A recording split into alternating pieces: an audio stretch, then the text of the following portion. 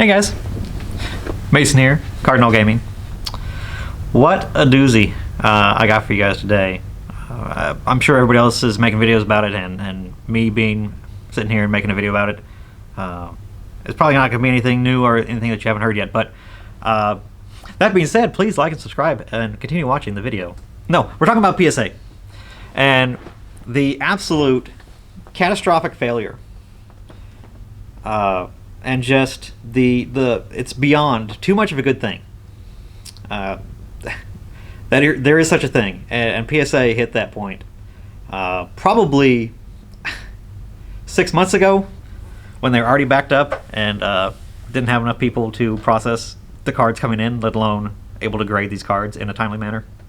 Obviously, yesterday, I'm recording this at the end of March, so I don't know when I'm going to put this video out, but March 30th, they put out a little news, I don't know, update, I guess, is what you would call it, talking about that they have just been completely inundated, even after the price influx that they did at the beginning of March, that the submissions have continued to come in, and that they are just so far behind, and that they got so many cards. I think they said in a 3-day stretch, they had as many cards come into PSA than the past 3 months, which were already insane.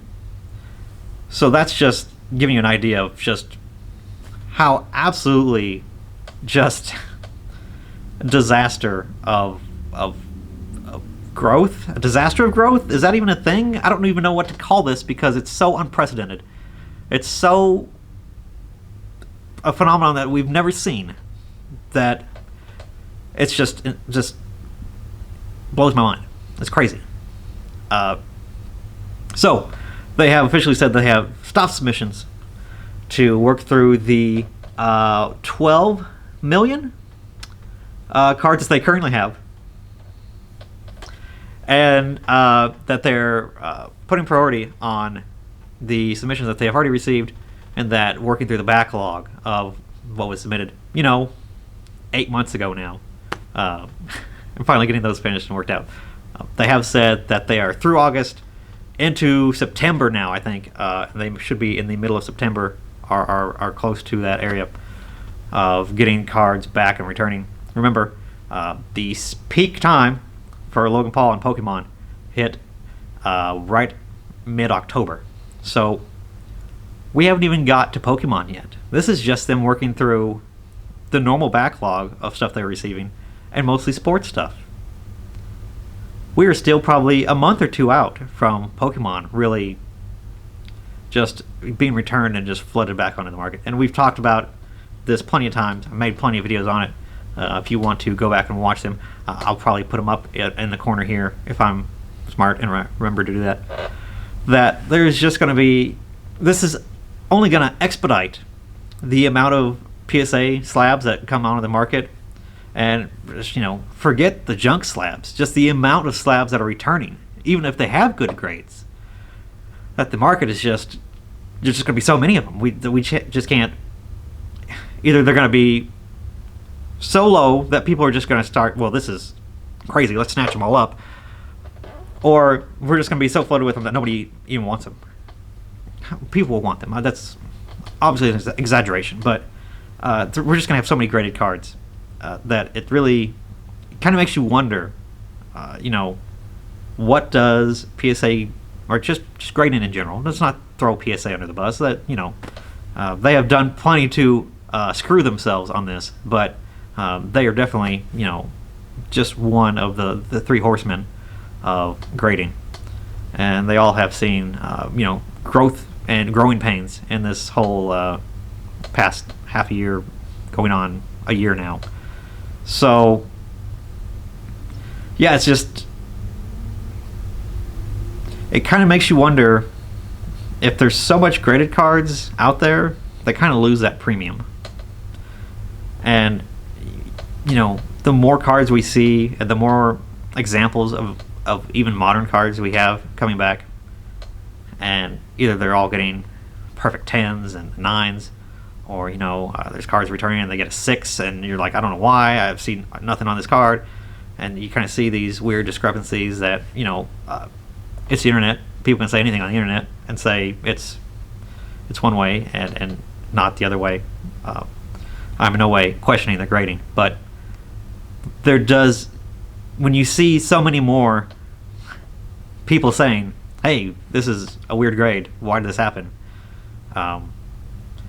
Us as consumers, or people that want to buy these cards, have to be even more scrutinizing of that particular card.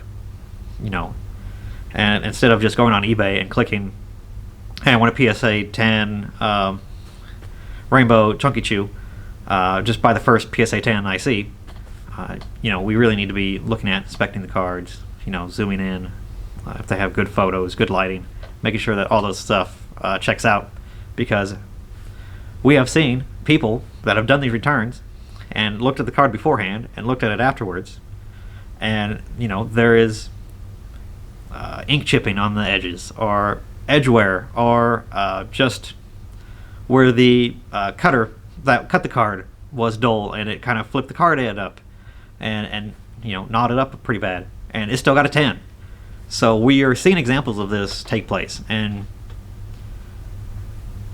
we have to be even more careful now that we're looking at cards and not just assuming that a PSA 10 is a PSA 10,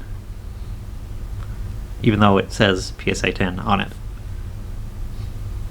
Which is something everybody should be doing. Always look at cards and never assume, because that's how you get in trouble. Because if you're not looking at the card, you're not looking at the search, you're not looking at the seller's history. There's a lot of things that people are out there getting duped on because they're not just being thorough. They're not doing their diligence, and if they're not looking at that, they're not looking at the pop reports. They don't know if it's a good price. They don't know how many are selling.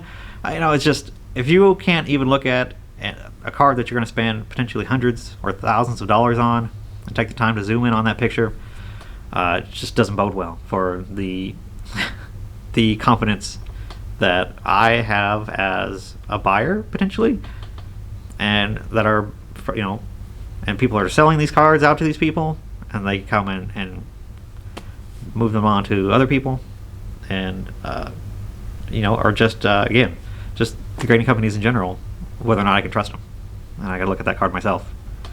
But yeah, it's just a weird place in the hobby that we're doing, and how many PSA 12 how many million cards are coming back right now? How many more are we going to see? How many more on eBay are we going to have? And how does the market accept that? Or even mentally seeing that many populations out on the market at one time, the percentage of cards that exist out there that will be on eBay or wherever else, it makes you wonder how the market's going to take it.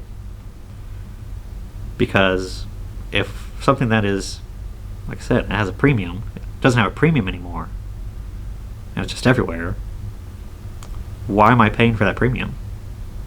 Because obviously it's not very uncommon. Something to think about, something to look at whenever you're looking to buy graded stuff, and something that we all should be looking at, like I said. So yeah, what it does, in the short term, people that had these hundreds of cards that they wanted to submit and now they can't, makes it interesting. We're going to see a big flood of those cards on the market. Could that really cause prices to go down? Maybe. Will we have people buying up the slabs that are out there now because they can't grade their own stuff, so they're just going to buy what they can and cause a temporary spike until they catch up? That's a thing too. There's a lot of stuff to consider that we just don't know. So slabs are going to be interesting, and they will be interesting for the next couple months. So just do your homework, look at the pop reports, make sure that what you're buying is a good deal, and we'll all have to play this by ear and see what happens. But yeah, graded cards are going to be they're going to be out there, and plenty of them. So hopefully you guys have thought about that. Once again, thank you guys for watching. Click like, subscribe, comment what's your best PSA car that you have, and are you worried about it going down in price? Sorry to be gloom and doom on that, but it could happen. Alright guys, thanks.